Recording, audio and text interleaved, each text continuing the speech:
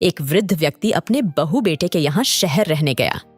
उम्र के इस पड़ाव पर वह अत्यंत कमजोर हो चुका था। उसके हाथ कांपते थे और दिखाई भी कम देता था। वो एक छोटे से घर में रहते थे।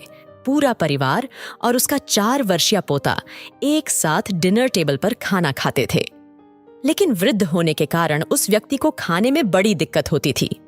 कभी मटर के दाने उसकी चम्मच से निकलकर फर्श पे बिखर जाते, तो कभी हाथ से दूध छलक कर मेजपोश पर गिर जाता। बहू बेटे 1-2 दिन ये सब सहन करते रहे, पर अब उन्हें अपने पिता की इस काम से चिढ़ होने लगी। हमें इनका कुछ करना पड़ेगा, लड़के ने कहा।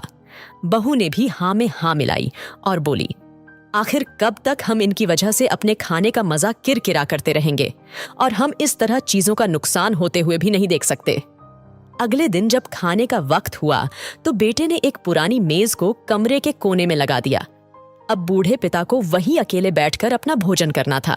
यहाँ तक कि उनके खाने के बर्तनों की जगह एक लकड़ी का कटोरा दे दिया गया था, ताकि अब और बर्तन ना टूट फूट सकें। बाकी लोग पहले की तरह ही आराम से बैठकर खाते, और जब कभी कभार उस बुजुर्ग की तरफ देखते तो उनकी आंखों में आंसू दिखाई देते। यह देखकर भी बहू बेटे का मन नहीं पिघलता। वो उनकी छोटी से छोटी गलती पर ढेरों बातें सुना देते। वहां बैठा बालक भी यह सब बड़े ध्यान से देखता रहता और अपने में मस्त रहता। एक रात खाने से पहले उस छोटे बालक को उसके माता पिता ने जमीन पर बैठकर कुछ करते हुए देखा। तुम क्या बना रहे हो? पिता ने पूछा।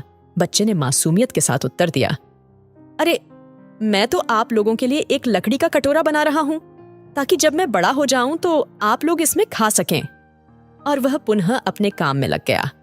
पर इस बात का उसके माता पिता पर बहुत गहरा असर हुआ। उनके मुंह से एक भी शब्द नहीं निकला और आंखों से आंसू बहने लगे। वो दोनों बिना बोले ही समझ चुके थे कि अब उन्हें क्या करना है। उस रात वो अपने बूढ़े पिता को वापस डिनर टेबल पर ले आए और फिर कभी उनके साथ अभद्र व्यवहार नहीं किया।